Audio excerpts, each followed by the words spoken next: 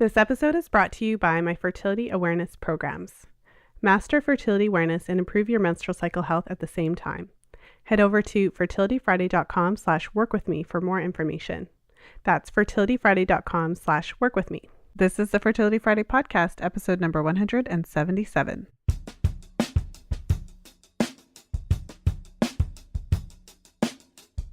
Welcome to the 177th episode of the Fertility Friday podcast. Thank you for joining me today. I'm Lisa from fertilityfriday.com, and this is your source for information about the fertility awareness method and all things fertility. I'm excited to have you here with me for the second episode of the year. And in today's episode, I'm really excited to welcome my guest, Dr. William Davis. So for those of you who aren't familiar with Dr. Davis, you may have heard of the book Wheat Belly. When I first discovered Dr. Davis's work and really learned about his perspective on wheat and the research that he has uncovered about the different ways that wheat affects you in a multitude of different ways. So from emotional changes to appetite and also just the different types of wheat and what has been done to modern wheat that makes it so different to the wheat of our ancestors. It is very fascinating, interesting, and it sheds a lot of light on the question of why there are so many people that have sensitivities to gluten. Why are there so many people that can't seem to process wheat and eat it normally? So I'm really excited to share this episode with you. I always joke that if you read William Davis's book, or if you come across a lecture of his, or even listen to this podcast, you may be tempted. Even if you're eating a piece of bread at this moment, by the end of this interview, you might be tempted to throw it across the room. But I think it's a really important conversation to have to get a sense of what it is about modern wheat that can be the source of so many different challenges for people. And what's interesting from my perspective, I've seen a number of women in my practice who do have sensitivities to wheat or other different foods or different substances. And what's interesting is how it can show up in the chart. So I've had a number of clients with sensitivities to wheat and gluten in particular. And whenever they're exposed to that, you can see the different ways that it can impact their chart, whether it's their mucus observations, their ovulation, or in a multitude of different ways. And so if you have recently discovered fertility awareness, or if you've been charting for a while and you're trying to make sense of what you're seeing in your charts, but you want some additional support, someone who can actually help you to decipher what's happening and help you to improve your cycle parameters, then I would encourage you to have a look at my programs. I offer a number of programs for women who are looking to understand their cycle, to really gain confidence about using the fertility awareness method, whether it's for achieving pregnancy, preparing for pregnancy so that you know exactly how to time and also what to look for to improve your menstrual cycles, or if you're really looking to be confident in using this method for birth control. If you're actively preventing pregnancy and you're not looking to get pregnant in the near future, but you're looking not to be on a hormonal option, then I certainly have programs for you, whatever camp you fall into. So head over to fertilityfriday.com/workwithme and take a look at the different programs that I offer. And if you're not sure which program is the best fit, then I'd certainly invite you to set up a 15-minute consultation, complimentary, just to figure out which program might actually be the better fit. And so without further ado, let's jump into today's episode with Dr. William Davis. And today I'm very excited to welcome my guest, Dr. William Davis, to the show.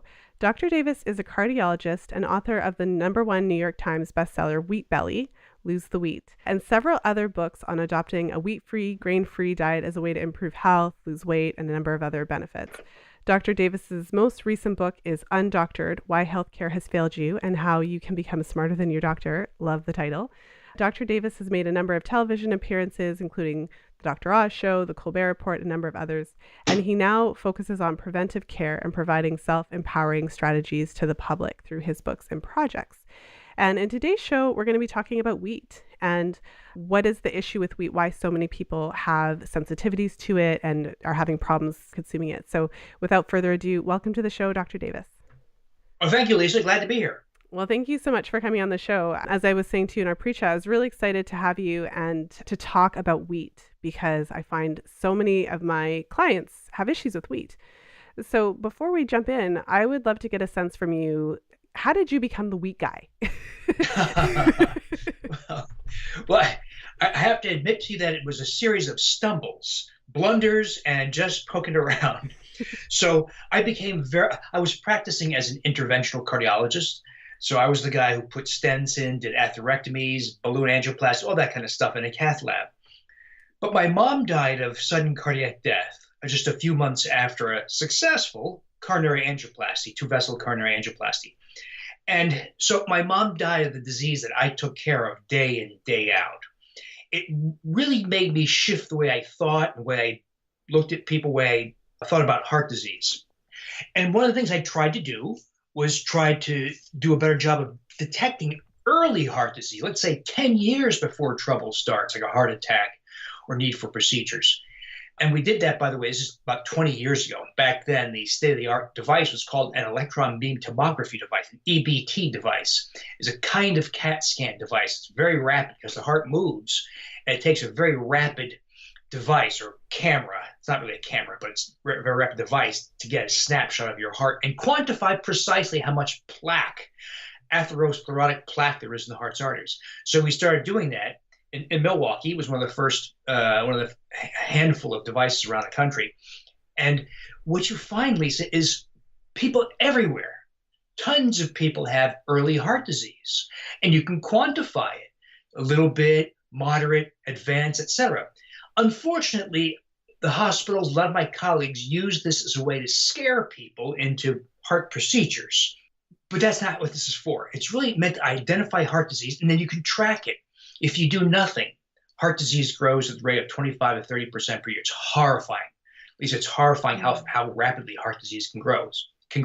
Back then, 20 years ago, before I was doing all these things, we put people on statin drugs and a low-fat diet. And we learned quickly how to publish these data. It does not work. It has a trivial effect. You might slow plaque growth down to 24% per year. Still terrible. So I had hundreds and then thousands of people essentially freaking out on me. What do I do, right? You know, if the score is 500, they're terrified, but they feel fine. Statin drug, low-fat diet, a year later, 670. And of course, the conventional answer, believe it or not, was stop scanning them. Wait for, no joke, honest. That was the consensus response. Wait till people have a heart attack or need a procedure because of symptoms. In other words, it was a lousy answer, and I was unhappy with that. So I set out to find out better answers.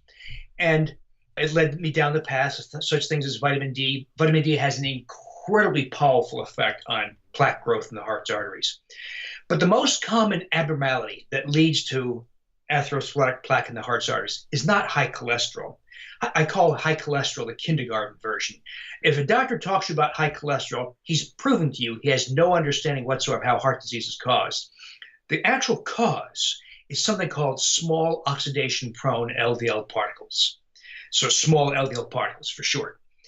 The only foods, and these are not my data, these were data that came out of University of California, Berkeley, and Hopkins, and many scientific studies showing that there's only two foods that cause an excess of small LDL particles: grains and sugars, period. So I took grains and sugars out of the diet of these people, and small LDL, we would measure it at the start, and people would have something like 1,800 or 2,000 nanomoles per liter. It's a way of counting particles per volume. And they would go grain-free, sugar-free, and this value would drop to zero or something close. In other words, it's not like a cholesterol drug where it drops, 20%, 30%, 40%. It was essentially eliminated. That's how powerful this was. But Lisa, what took me by surprise, I did this for coronary health. And by the way, when you do these kinds of things, take a few other steps, people that the heart scan score stops increasing and often drops. A score of 800 will drop to 400. You get regression. So I published some of those data also. But it was all the other stuff that happened that people told. They'd come back and say, you didn't tell me I was going to lose 57 pounds, and I didn't even try. You didn't tell me that my ulcerative colitis would go away. Why did my rheumatoid arthritis go away? And I stopped all 3 drugs, and I feel fine. Why am I no longer a type 2 diabetic? Why did my eczema and seborrhea disappear? Why did my acid reflux disappear within 5 days? Why do I no longer have migraine headaches after I had them every day for 20 years and had to take medications for them. In other words, people's lives were transformed. And at first I thought, I don't know why. But as I saw this happen hundreds and thousands of times, I wanted to understand why would taking, in the earliest version of the diet was just wheat, but later grains. Why would taking wheat out of the diet yield these kinds of incredible effects? And that's where I tried to understand what had agribusiness done to wheat, or what was in the wheat plant that would allow these kinds of things to happen.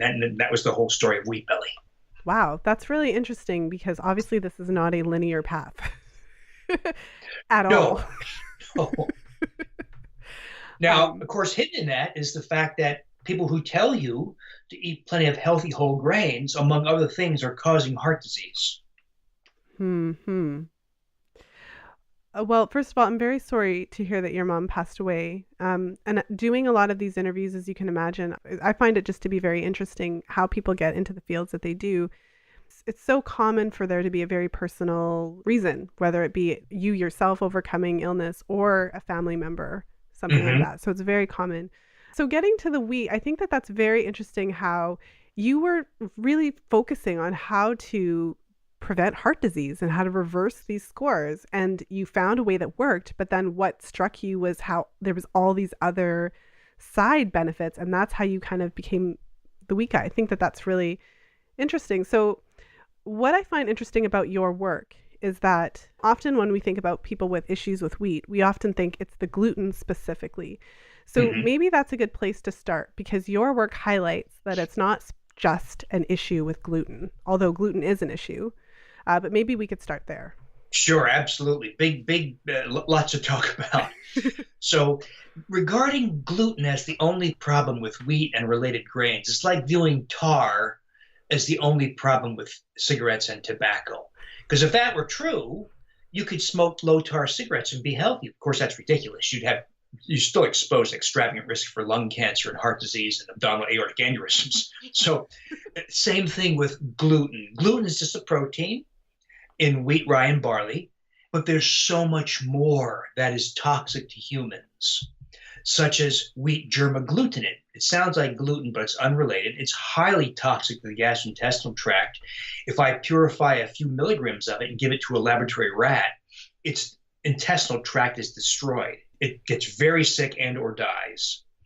If I give phytates to someone, the phytate content of 2 slices of bread blocks 90% of iron absorption. It's a very potent binder of nutrients. We're told, Lisa, that you must eat grains for B vitamins and fiber.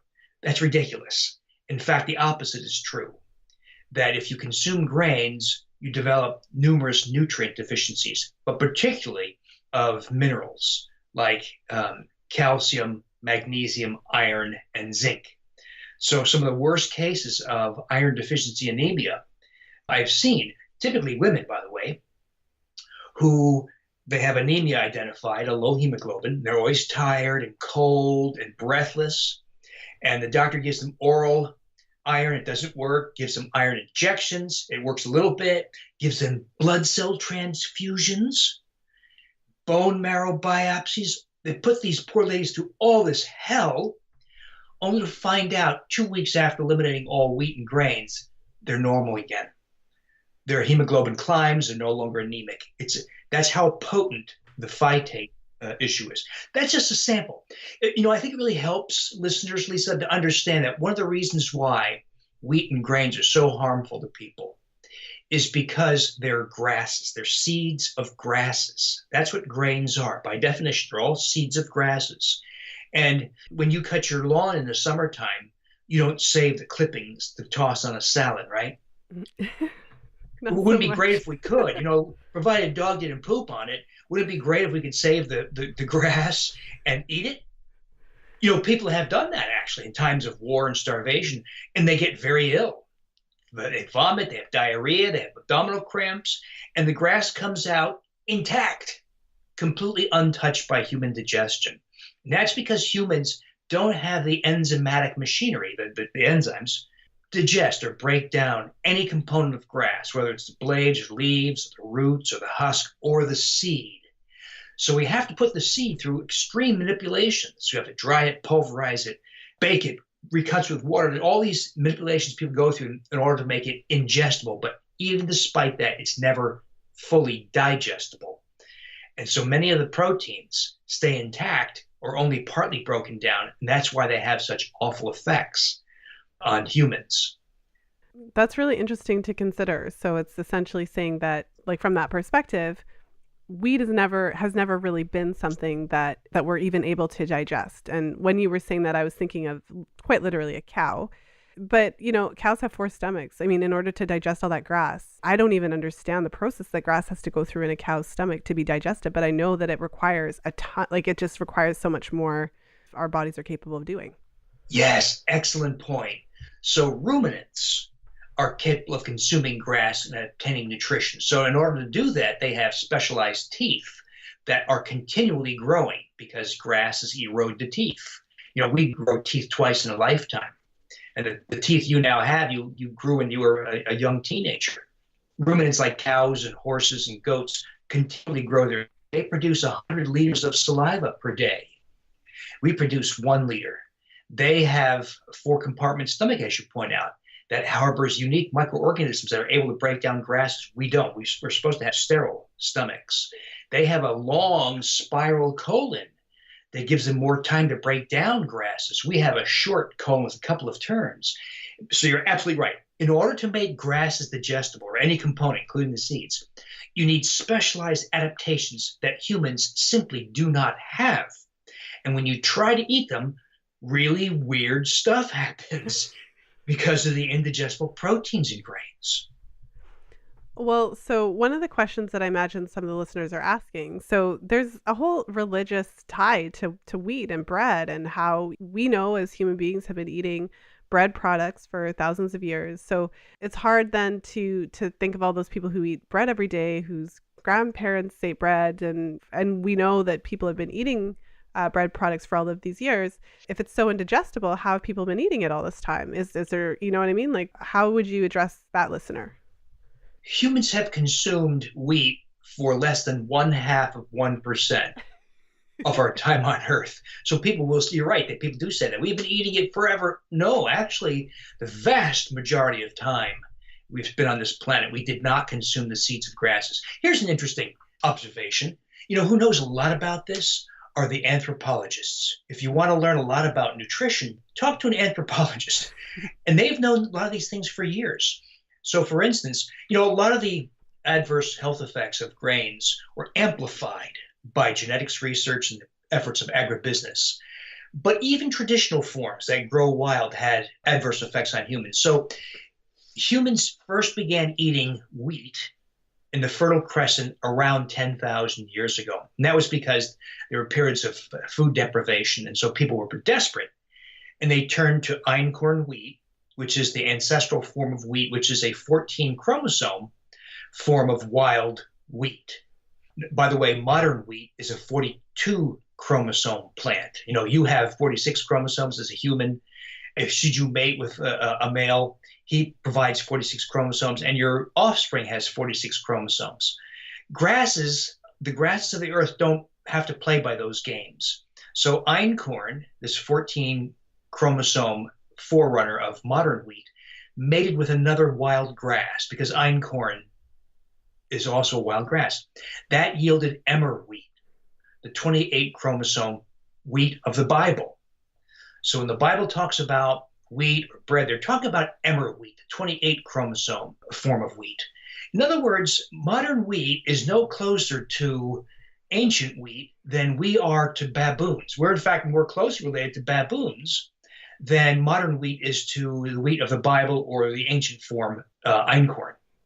Well, I'd love for you to talk a little bit about that because it was from your work that I learned about how modern wheat was produced. And I think it's really interesting because, correct me if I'm wrong, but we hear a lot about genetically modified crops. And so, there's a lot of people that are really concerned about that, myself included, about the implications for health.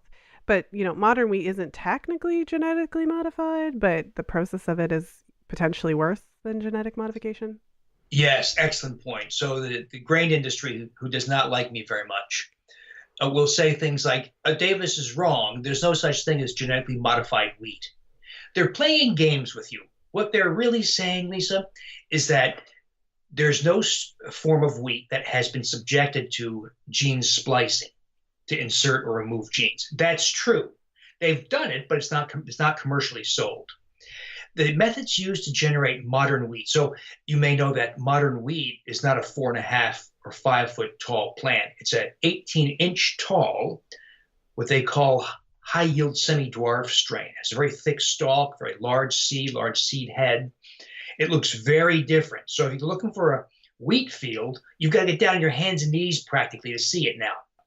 That provides agricultural advantages, but it's very, very different. How did they get this new strain of wheat? Well, they put it through numerous manipulations, including mating wheat with other grasses, because it's a grass, using methods like this, something called chemical mutagenesis, the purposeful induction of mutations using very toxic compounds, chemicals, radiation, X-ray, etc. One strain of wheat, for instance, is called Clearfield wheat, and it's resistant to the herbicide imizamox. Just like Roundup Ready corn is resistant to glyphosate, but that's the product of genetic modification. Well, how did they get this strain of wheat to be resistant to this herbicide? They exposed the wheat seed and embryos to something called sodium azide. Sodium azide is highly toxic. There have been several instances of accidental human ingestion. And if that happens, the poison control people tell you, do not offer the victim CPR, because if you do, you'll likely die. And if the victim vomits, don't throw the vomit in the sink because it may explode. And that has actually happened in real life. So they take this compound, sodium azide, induce mutations. They did it repetitively. Trial and error, they finally got a strain of wheat that was resistant to the herbicide imizamox. So that method, chemical mutagenesis, one example where you induce dozens or more mutations, unlike genetic modification that introduces just one or a handful of mutations. So ironically, modern wheat is the product of methods that are far worse than genetic modification.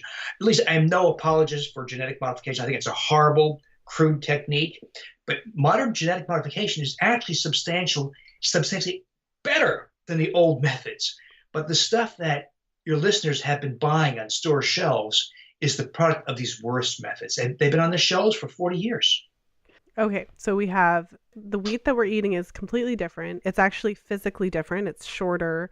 And that the purpose of that isn't for our health or anything related to us. It's to make it easier for them to harvest it. So these methods of modification, how does it affect the actual wheat? So how does it affect the food that I'm eating today? Why is this wheat worse than the wheat before it? So farmers and geneticists selected strains of wheat for their own reasons, not because they're evil. I think agribusiness actually is an evil industry, but that's beside the point. But the farmers are just farmers, right? They're just trying to do a good job and run their farm. But they will select strains of wheat that are better at resisting pests, insects, fungi, mold, those kinds of things. Well, there are two compounds within the wheat that are essentially pesticides. They make them pest resistant.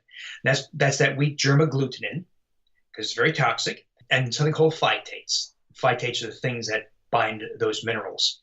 So they selected strains to enrich them in phytates and wheat germagglutinin because it made a better pest-resistant strain. But it also heightened the toxicity to humans. We get more iron deficiency, more magnesium deficiency. We get more gastrointestinal toxicity and more body-wide inflammation from higher quantities of wheat germagglutinin. They also changed the gliadin. So gliadin is the real problem for a lot of immune and inflammatory problems from wheat consumption. People say gluten, but it's really more properly gliadin within the gluten protein. There are over 200 forms of gliadin, so there's variation in here, but they amplified a lot of the adverse effects of the gliadin protein when they made all these changes. And they're making these changes for their own reasons, not for health reasons, but for their own agricultural reasons. But for instance, when you ingest gliadin, because it's a protein from the seed of a grass, you can't digest it properly. You know, if I eat an egg or a piece of steak, I'll take the proteins and break them down into single amino acids. But if you eat the proteins like gliadin from wheat, you only break it down to pieces, 4 or 5 amino acids long. And these have been mapped out, Lisa. These act as opiates or opioids. And among their effects is they bind to the opiate receptors of the human brain. They stimulate appetite very vigorously. It also causes behavioral outbursts in kids with ADHD and autism. It causes hearing voices in people with schizophrenia. It causes depression in people prone to depression. And these effects were amplified by these new forms of gliadin. They also enriched modern wheat in the forms of gliadin that cause celiac disease.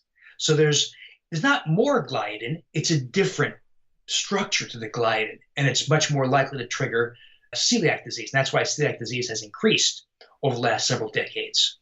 It's very interesting. And you mentioned the reasons why the researchers select certain qualities. I've been gluten-free for a while for various reasons. I have a thyroid issue. And so, my naturopath was like, stop eating the wheat. And so I said, okay. And so, good advice. Good advice. One of the things that you notice when you try to bake things without flour is that the flour doesn't stick together. I mean, that's why we like wheat. Maybe you could talk about that. I feel like one of my very minimal understanding of wheat is that, of course, we want to select for that stickiness because it makes it easier for us to bake. Does that factor into why they've made the changes to the wheat that they have? Absolutely. So strains of wheat that yield better dough or whatever other baked product you're trying to make have been chosen for just that characteristic. And so some of the changes introduced. So gluten is a combination of the gliadin protein and glutenin. And it's the long polymeric chains of glutenin that confer that kind of elastic ability to dough made from wheat flour. So changes have been introduced also into the glutenin molecule to make it a better dough, but in many cases also amplifying some of the adverse effects on humans. We should point out that without gluten, without grains, you can still have a delicious pizza or cheesecake or pie crust or cookies or muffins. We're going to have to use other safe and healthy meals and flours like coconut flour and almond meal and ground golden flaxseed and some others. You're right. Nothing quite mimics the viscoelastic properties of gluten or glutenin, but you can still make very delicious foods that have none of the health problems of grain-based foods. Mm-hmm. Well, and you mentioned weight gain, and you mentioned it as well when you talked about one of the unexpected side effects of having your patients go off of wheat. And so maybe talk about that a little bit and how eating wheat plays into weight gain and increased appetite. Lisa, wheat, and when I say wheat, what I mean is wheat and grains, wheat and related grains, because all grains to one degree or another share genetics. There's a lot of overlap between wheat, say, and rye, or wheat and oats, or even wheat and rice. They're all seeds of grasses, so there's a lot of shared properties among those seeds of grasses. But wheat and related grains are perfect obesogens. They are perfect for causing you to gain extravagant quantities of weight. Not everybody. Susceptibility does vary, but the majority of people gain extraordinary weight. One of the reasons why is that gliadin protein. Those gliadin protein derived peptides that have opiate-like effects on the human brain stimulate appetite. The average response is to eat 400 to 800 calories more per day. Some people as much as 1,500 calories more. So one of the great effects, Lisa, of taking wheat and related grains out of the diet is people say, I'm not hungry anymore. I had breakfast. I had, 3 eggs and bacon or whatever. And I found lunchtime rolled around. Everybody's running for the lunchroom. And I went for a walk. I wasn't even hungry. And dinner rolled around. I might eat something. Or many of us have done this. We have a lunch and then we get engrossed in something, go to bed, wake up next morning, a little bit hungry. And you wonder, why am I hungry? Oh, I forgot to eat dinner last night. Hunger is a completely different experience. You are freed from the incessant hunger. That was from removing the gliadin-derived opioid peptides. There's another component in grains called amylopectin A. That's a carbohydrate. It's the complex carbohydrate of grains. Now, this is an exception to the general rule that the components of grains are indigestible. Amylopectin A is the opposite. It's highly digestible, so much so that it raises blood sugar higher than table sugar. And that's because we're extremely efficient by the amylase enzyme in saliva and stomach juices for breaking down amylopectin A. So whenever you eat grains, your blood sugar goes sky high, as does insulin, and that causes weight gain. It specifically causes weight gain, particularly in the abdomen, and that's the visceral or inflammatory fat.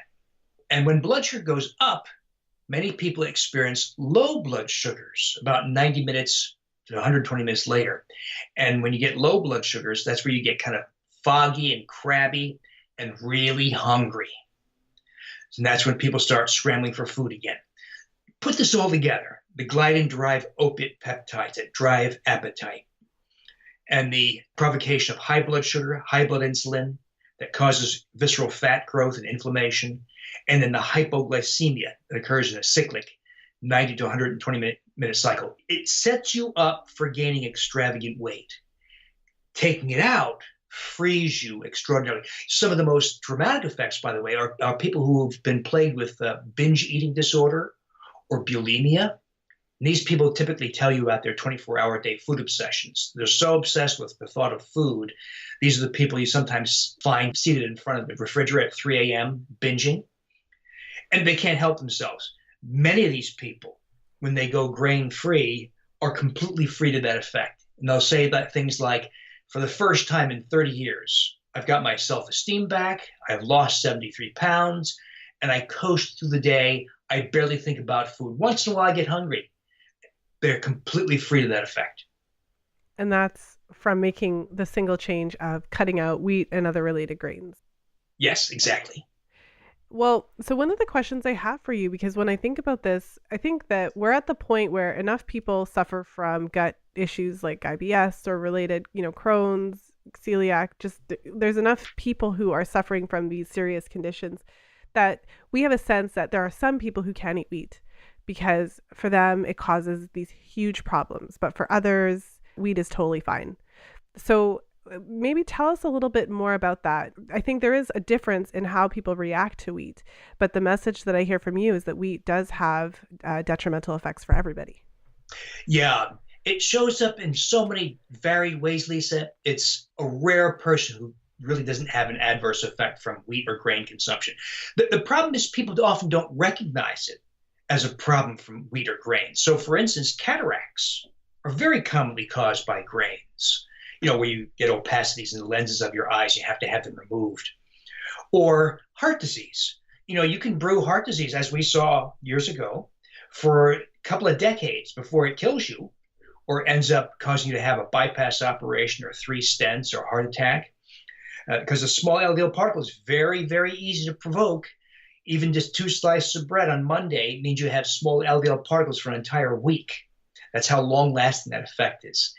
Change in bowel flora. Even if you don't have IBS or inflammatory bowel disease, grain consumption changes your bowel flora dramatically. You might not know that you're brewing an autoimmune disease over time because these often happen below your level of perception. So there's so many problems associated with grain consumption, and many people don't even regard. They think it's bad luck because they have psoriasis, but that's a disease of grains. Rheumatoid arthritis, a disease of grains. Type 1 diabetes in kids is largely a disease of grains. So many conditions are caused by grains, and you may not even know it. And then do grains then, one of the things that you mentioned kind of towards the beginning were that there's certain, I wrote it down, wheat germ agglutinin. So correct me if I'm wrong, but it was that one of the effects of that in the studies on rats was that it would kind of destroy the digestive tract? Yes, it looks just like celiac disease, but it's not celiac disease because there's no gluten. It's just a wheat germ agglutinin. And by the way, it's called agglutinin because it agglutinates red blood cells, meaning it clots red blood cells. So when wheat germ agglutinin gets into the bloodstream, which it does, because many people have antibodies to wheat germ agglutinin, it's extremely inflammatory and can promote blood clotting. It's really scary. I feel like So I'll share with you what I often say when I describe how I felt when I first discovered your work. And I said, there's lots of people that talk about how gluten is bad.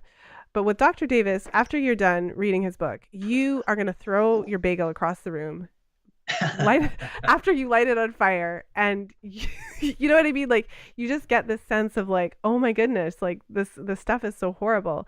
I have some other questions for you, but one of the other kind of issues related to wheat that I'd love for you to touch on is the issue of how the crops are sprayed. I was actually reading this roundup. It was like a guide for farmers on how to do stuff. That's a really bad way to describe it, but it was a guide for farmers about certain farming practices. And in that guide, it talked about the process of desiccation with glyphosate. I don't know if you wanted to talk about that or if that factors into how you talk about wheat. Yeah, it's just another aspect of how awful this stuff can be. This, of course, caused by humans. They say they spray glyphosate, the herbicide, that's typically used in genetically modified corn and soy, but they also use it in non-genetically modified wheat to desiccate, to dry it out and preserve it. So what that means for the consumer is you're getting exposed to a lot of glyphosate. And as you know, 100% of us have glyphosate in our bodies now. And Monsanto is trying to defend itself because they sell literally tons, millions of tons of this stuff. And it's everywhere. It's in the water, it's in the soil, it's in our bodies, and it's being made much worse because they spray it all over the wheat. But going wheat free is a way to avoid that kind of excessive glyphosate exposure. Well, so is there a middle ground here? When it comes to wheat, is it that no one should ever eat wheat again? Or is it that we should reduce our consumption? Or so what has been your experience in your own practice? For the listener, as you know, it's often a challenge for people to actually reduce or eliminate their wheat consumption. So where do we go from here? What do we do? A lot of the effects of grain consumption are long lasting. So for instance, that gliadin-derived opiate effect that drives appetite. If you have one re-exposure to grains, it keeps your appetite amped up for about 5 days. And so it makes it very, very difficult to control your impulses and your appetite when you have even occasional exposure to grains. Change in bowel flora is also a durable effect. Even occasional exposure is sufficient to disrupt bowel flora. Provocation of the small LDL particle that leads to heart disease. So if I eat fat, my diet, it provokes formation of large, benign LDL particles that last about 24 hours. If I eat grains or sugars, that provokes formation of small LDL particles that last about a week. So even if you have a bite of grain or some grain food once a week, you have risk for heart disease 52 weeks a year because that small LDL particle persists for such a long time. There's also something that we call grain re-exposure. So let's say you probably have learned this yourself. The longer you're grain-free, the more violent the reaction when you go back. It could be diarrhea, it could be joint pain, it could be skin rash, it could be reprovocation of an autoimmune disease that you got rid of that lasts for months. So once you're grain-free, you want to stay grain-free so that you don't get re-exposed and have these awful, awful reactions. But it's a reminder, a very powerful reminder, just how toxic grains can be. Well, I think one of the questions that comes to mind as well is, so for someone who's listening, because one of the things that you talked about, and you can kind of get a sense of this as well, because there's a lot of people, like, for instance, a lot of clients who I talk to who they have a sense of certain foods that bother them. So you've probably found this, like people have a sense of like, oh, I don't think it's that big of a deal, but when I eat X, I feel a little bit bloated afterwards or whatever the case. So I feel like there's a lot of people out there who they know on some level that there's foods that upset them, but maybe they're just so used to feeling that way that they just, they just don't think it's that big of a deal. So I think it's interesting what you said about reintroducing it later causing a bigger effect, a more dramatic effect. Yeah, I feel like it's one of the things that you said about not really knowing the extent at which wheat can affect you in different areas that you wouldn't necessarily associate with it. So one of the areas we see that kind of phenomenon where people aren't even aware that it's from grains is polycystic ovarian syndrome. These ladies, of course, I'm sure you have some listeners who have this, PCOS. These people have a problem with weight, high blood pressure. They're very diabetes prone. They have excessive facial hair, and they're typically infertile. They can't conceive children. The ladies with polycystic ovarian syndrome, if they go grain free and limit their carbs also, they have magnificent weight loss, facial hair recedes, blood pressure normalizes. Typically, type 2 diabetics become non-diabetic, or pre-diabetes goes back to normal. And we've had many ladies have babies. They become fertile again. So some of the most ladies with polycystic ovarian syndrome would never think that it was grains or a whole grain bread or bagels that were causing it, but they have extravagant successes, including fertility, when they go grain free. Well, that's incredible. And have you, outside of PCOS, have you encountered any other links between wheat and fertility challenges? Yeah, because grains are, Lisa, very hormonally disruptive. I have to tell you, it's better worked out in guys than girls. Women are so much more complicated with more hormones than guys. But to illustrate, you've seen guys with big tummies, that kind of love handle look, typically also have large breasts, man breasts. Well, if you look at those guys, you'll see that they have very low testosterone levels, very high estradiol levels, and they're also susceptible to what's called the A5 pentapeptide. That's one of those gliadin-derived opiate peptides. But that one, the 5 amino acid long so-called A5 pentapeptide, stimulates the pituitary gland to release prolactin, prolactation. So it prepares this guy for breastfeeding. Awesome. So guys have these disruptions of hormones, and it shows outwardly.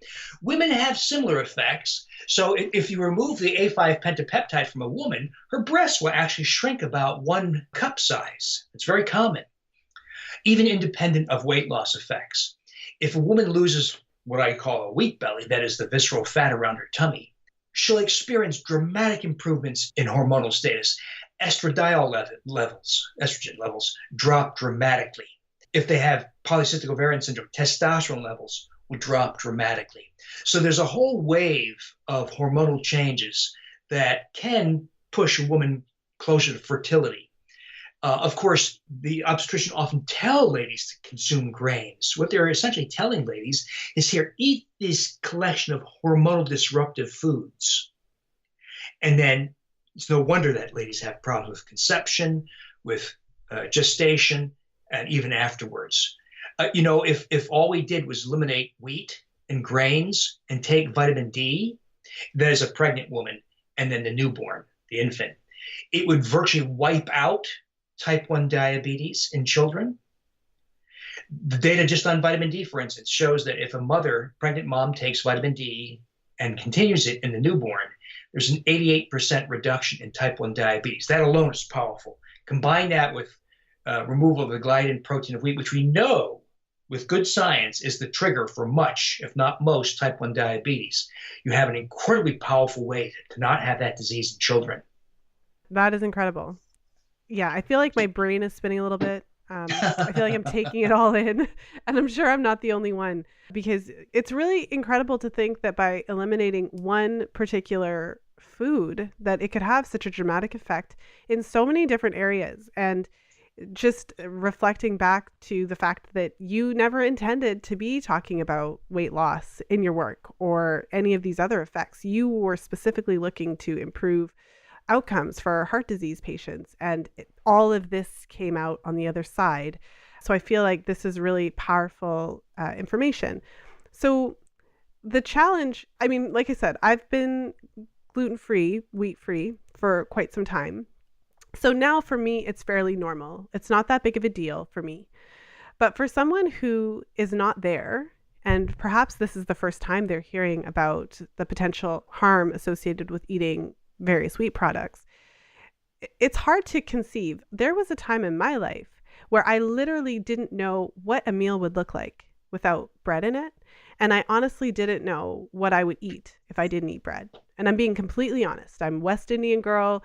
We had bread at every meal. There was like toast, there was buns, there was always bread. And I literally can remember not knowing what my meal would look like. And I had to figure that out because I had no idea. So maybe you could speak a little bit to that. How do you transition from eating wheat, especially because it's in everything, literally everything? You're right. And many people have that same sentiment that they have a hard time conceiving what a diet would look like. By the way, don't you often wonder why wheat is in everything? That wasn't true in 1960. Wheat was in obvious places like pasta and bread and rolls. But today, wheat is in licorice, it's in Twizzlers, it's in candy bars, it's in canned soups, instant soup mixes, seasoning. Could it be that clever food manufacturers and food scientists figured out that the new forms of gliadin were effective appetite stimulants? I don't know if that's true or not, but I suspect it is. I think it's put there to drive consumer appetites. But it's also representative of what some people call the grain washing we've all been subjected to, that we became so dependent on this thing that causes chronic disease. It's really reverting back to the way humans were supposed to be eating all along. So if you and I could have access to a primitive culture, you'd see what they kill an animal, they eat its organs, its meat. They don't spare anything, by the way. They eat the brain, the heart, the tongue, everything. Shellfish, fish, berries. They dig in the dirt for roots and tubers. They go back to the way. Now, we don't do those things, so we can't go digging in. You could, but most people don't want to. So we try to recreate that experience.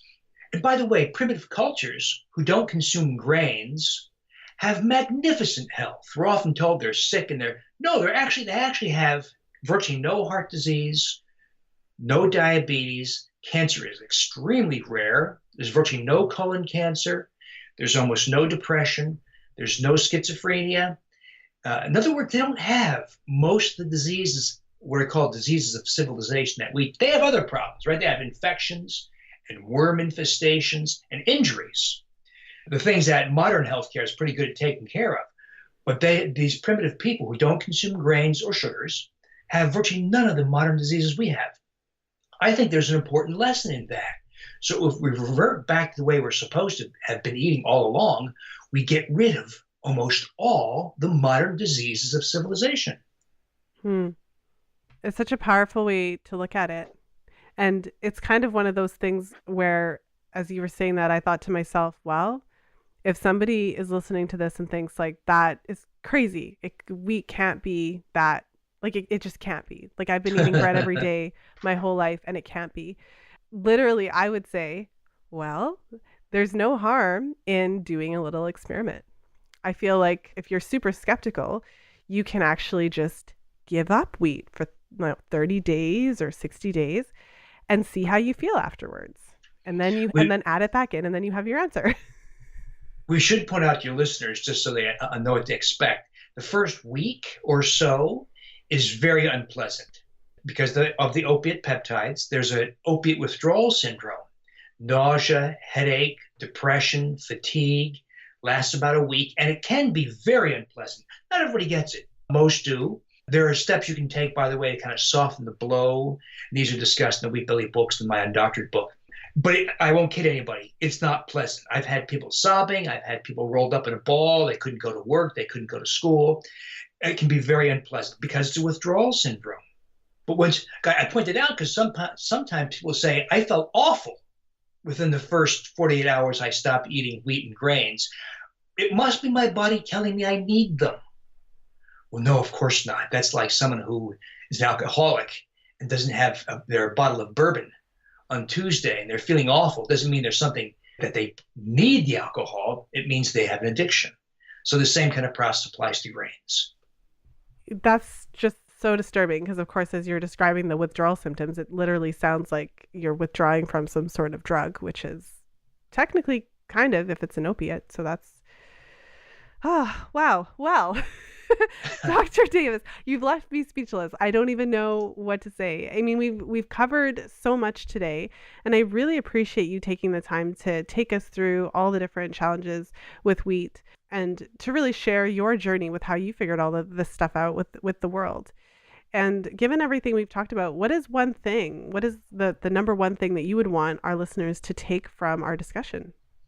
Well, we're running out of time, so let me point out that in this dark conversation you and I have had about all the problems with wheat and grains, therein, Lisa, lies an astounding insight, though. It means people have the capacity to obtain extraordinary, superior health. That's why this new book is called Undoctored, because we take the lessons learned in the Wheat Belly worldwide experience. We add some other pieces. For instance, you have to correct the magnesium deficiency caused by grains, correct the common iodine deficiency that occurs in lots and lots of modern people, correct bowel flora so that people don't have IBS anymore, or ulcerative colitis or Crohn's disease, or Parkinsonism, or psoriasis. You take some additional easy, natural steps, and people have in their hands the potential for incredible health. So much so, and if anybody wants to see some of the before and afters, by the way, go on the Wheat Belly page, Wheat Belly Facebook page, or the Undoctored Facebook page, and you'll see people posting their pictures. And you'll see why sometimes I'm accused of posting pictures of mother and daughter, an old, tired-looking mother and a vibrant young daughter, but it's the same person. That's how dramatic the effect is. Weight loss, reversal of inflammation, and a transformation in appearance, so much so it's not at all uncommon for people to say, you look 20 years younger, literally 20 years younger. So there's also a very fascinating age reversing effect of this lifestyle also. I don't know, it's just so incredible. It's really scary to think that something that is so pervasive, something so prevalent, something that is in every single food. It's not until you try to give up wheat that you realize how much wheat is everywhere. And only then do you realize it's kind of hard to get away from. So it's really hard to imagine that it could be causing so much problems, and also that you can have such a dramatic improvement in your health by simply cutting it out. So yes, thank you so much. And you mentioned your books and your website, but maybe just share with the listeners one more time where they can get in touch with you and find out more information about the work that you do.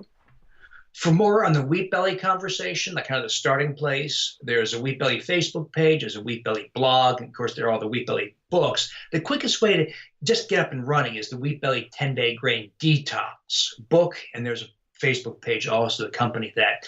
It doesn't give you the science. It just tells you here's how to get up and running with menu plan, et cetera, supplements. If someone really wants to dive deeply and doesn't want to have type 2 diabetes or wants to reverse numerous health conditions like inflammatory bowel disease, IBS, migraine headaches, et cetera, and do it on their own, that's what the Undoctored book is all about. It takes health to the next level, and we fold in all the new strategies you can do to also improve better skin, reverse arthritis. That's the Undoctored conversation. So Undoctored is just a more empowering, advanced conversation that came from the Wheat Belly experience. Mm-hmm. And that's also Undoctored book, Undoctored website, Undoctored Facebook page, Undoctored blog. All right. Well, we will link to all those websites in the show notes page for the listeners that are listening on the go. Thank you so much for being here, Dr. Davis. My pleasure, Lisa, anytime. Thank you for listening. If you enjoyed today's episode, please share it with a friend. You'll find the show notes page for today's episode at fertilityfriday.com/177. I hope that you enjoyed my interview with Dr. William Davis.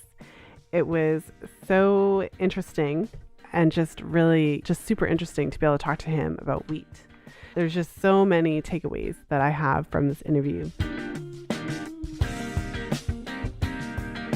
So a couple of things that stand out to me. I find it so interesting how he came to this knowledge. That's something I didn't know before the interview. I didn't know how he became the wheat guy, as I said at the beginning of the interview. And so it's super fascinating to me to find that he literally was just looking to improve cardiovascular health and reduce the chances of heart attack through his work. And so he found something that actually did reduce the atherosclerosis and the plaque in the arteries and did make a significant difference. And it just so happened to have all these side benefits that made him kind of look into what's really going on here. So I think that that's a really interesting kind of segue into the topic, because it was an unexpected positive side effect of doing something that in many ways was completely unrelated. I think his research is really interesting because of the link that he's found between eating wheat and gaining weight, the very interesting relationship between eating wheat and having it stimulate your appetite, and finding that people who do eat wheat actually eat more calories in a day than people who don't. So just by cutting out the wheat, in many ways, you kind of lose that added stimulation of appetite. And I think the idea that food producers are adding in wheat to all these different foods, because ultimately, if any of you have tried to go wheat-free or gluten-free, you start looking at the ingredient lists of products, it is actually insane how many products that contain wheat. It doesn't even make sense. And anywhere you go to eat, any restaurant that you go to, any place that you go to, all wheat all the time. Everything is bread, everything. And even in sauces, even in condiments and things like that, you find wheat.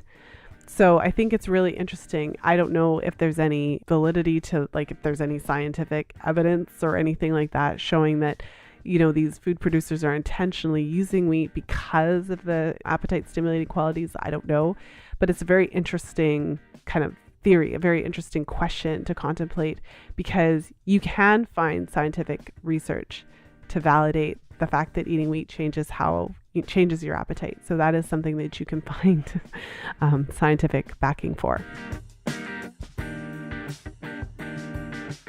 What I also find interesting is that very real connection between wheat and the fact that wheat blocks your ability to absorb nutrients. So that connection between eating wheat and nutrient depletion. And it's so interesting because I remember as a little girl, after being taught that grains are a food group, which to me now is insane, because grains are actually they're not a food group, because you don't need to eat grains. You can eat grains. I'm not totally anti-grain or anything, but I think it's interesting because it's not really a food group. But as a little girl, I learned that grains were a food group. And also that you needed to eat your, healthy whole grains to get all these nutrients and to get enough fiber. And it's interesting because, grains are not the best source of either. Grains are not the best source of nutrition, and they're not the best source of fiber. And in the modern kind of processing of flour products and things like that, what's really interesting is that by processing grains and by just that whole process of breaking them down, for white flour in particular, getting rid of the husk, which contains all the nutrition, but all of those products are totally devoid of nutrients, and the governments know this, and so there's policies in place to actually infuse those products, fortify them with all these nutrients. So any nutrients that you get from grain are nutrients that were put in after the fact, because the actual product itself is so highly processed that there's nothing left. So when you're eating breads and different flour goodies, and the nutrition that you're getting in them was fortified after the fact. I think that that's really important to point out. And in terms of fiber, what's really interesting is that wheat is highly inflammatory and it's seriously problematic for a lot of people. There's a lot of people for whom eating wheat causes considerable damage to their intestines. And so it's very interesting to think that that is our primary source of fiber, when you can get a ton of fiber from vegetables. A lot of fiber that's often more gentle on your bowels and on your digestive system. I think one of the most significant other points that comes to mind, especially when it comes to conversation of wheat, is the impact of wheat products on your blood sugar. I think it's really interesting to note that the glycemic, and anyone can look up the glycemic index. So if you've never heard of the glycemic index, or if you've never actually looked it up, you can just Google it and you can take a look at where different foods fall. So what the glycemic index is essentially saying is, when you consume these foods, what impact does it have on your blood sugar? So how quickly do these foods raise your blood sugar, and how high are they raising your blood sugar? Essentially, what kind of strain is it putting on your body? Because when you eat food that spikes your blood sugar, it causes a cascade of effects that disrupt your hormone balance and cause all kinds of other problems. And so what's really interesting is that wheat, or wheat products, whether it's white flour products or whole grain flour products, they significantly raise your blood sugar and give a pretty high glycemic index. So I think it's really interesting because, again, we think, okay, I'm going to eat whole grains, and that's going to be better for me, but they still have a significant impact on your blood sugar. And I suppose one final just aspect that comes to mind in a conversation about wheat is how many different illnesses are connected. So in the work that Dr. Davis has done with his patients, and all of the people over the years that have been affected by his book and the different kind of the fallout, if you will, from that, just the number of different conditions that he spoke about during our podcast episodes. So not to mention the fact that it lowers the risk of cardiovascular disease and all those types of things, but also being connected to cataracts, being connected to fertility challenges, being connected to PCOS, being connected to diabetes, being connected to just a whole host, arthritis, and just due to inflammation, due to just all of the different aspects of it. But it's just, there's so many related conditions kind of affected by wheat. And so ultimately, the purpose of this podcast is clearly just informational. It's to I wanted to have Dr. Davis on the show because I'm fascinated by the work he has done in this area. And I'm just fascinated about some of the things that he has brought to light with regards to wheat and other grains and sugars and how they can affect our health. And so, although I don't really have the answer, everyone has to make their own decision about what they're going to eat.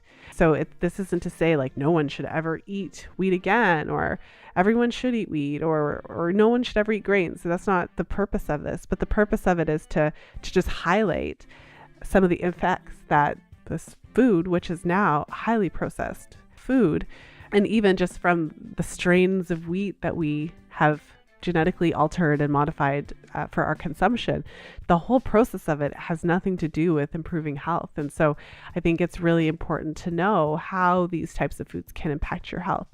And, I've spoken about it on the podcast a number of times for women in particular who are particularly sensitive to wheat products, gluten, whatever it is. And you can add in anything else there because there's a lot of food sensitivities. It may not be wheat for you, it may be something else. But when you do consume these foods and you're tracking your menstrual cycle and you're sensitive to them, you see how it affects you, and it shows up right there in your cycle. So one of the reasons I was so interested to really talk about wheat and have Dr. Davis on the show is because of the effect that I've seen in women's menstrual cycles when they consume wheat, when they happen to be sensitive to it. So obviously it doesn't necessarily affect everybody in the same way, although there are certain effects that do affect everybody. But I mean, ultimately, everyone isn't sensitive to wheat, right? So, but when you are and you consume it, it makes this huge, incredible difference in your cycles. So yeah, I feel like it's an important conversation to have, and just to kind of take a moment, learn a little bit about wheat, and then decide, how to move forward on that, what makes sense for you. And so if you're listening to the show and you have struggled with some of the issues that Dr. Davis talked about, maybe this will help you to kind of put two pieces together. If it doesn't do that, at the very least, what it could do is encourage you to do an experiment, especially if you're struggling with health challenges. Like if you're super healthy and you don't have any concerns, then that's like a totally different thing. But if you do have some health concerns, you are struggling with fertility challenges, or you're struggling with digestive issues or something like that, whatever it is, and you're just looking for something, you're just looking for like, okay, I want some sort of relief here. I'm not feeling well, and I just want to see. There's no harm in giving it a shot. There's no harm in cutting out the wheat for 30 days, introducing it back afterwards, and seeing how you feel, seeing if it makes any difference for you. And ultimately, the best way to figure out if something's affecting you, to give it up for a while and then put it back in and see how you feel. So that's what I hope you took from this episode today. And so with that said, I want to thank you so much for listening to the show today and hanging out with me for a little bit of time here. And whatever you're doing, whether you're going for a walk or if you're going out for a jog, if you're commuting back to work, or whatever it is that you're doing, I'm thankful to have you here with me today. And if you are interested to talk about this further, I would love to chat with you in the Fertility Friday Facebook group. So if you're not yet part of the Fertility Friday community, then make sure to head over to fertilityfriday.com facebook.com/community for your invitation to join us in our Facebook group. And I'll post a question in there about wheat. If you've had issues with wheat, if you think you may be sensitive to it, if you're totally fine with it and it has absolutely no impact on you, or if you have actually seen changes in your own cycles, then I'd love to hear from you. And so I hope you have a great week. And as always, until next time, be well and happy charting.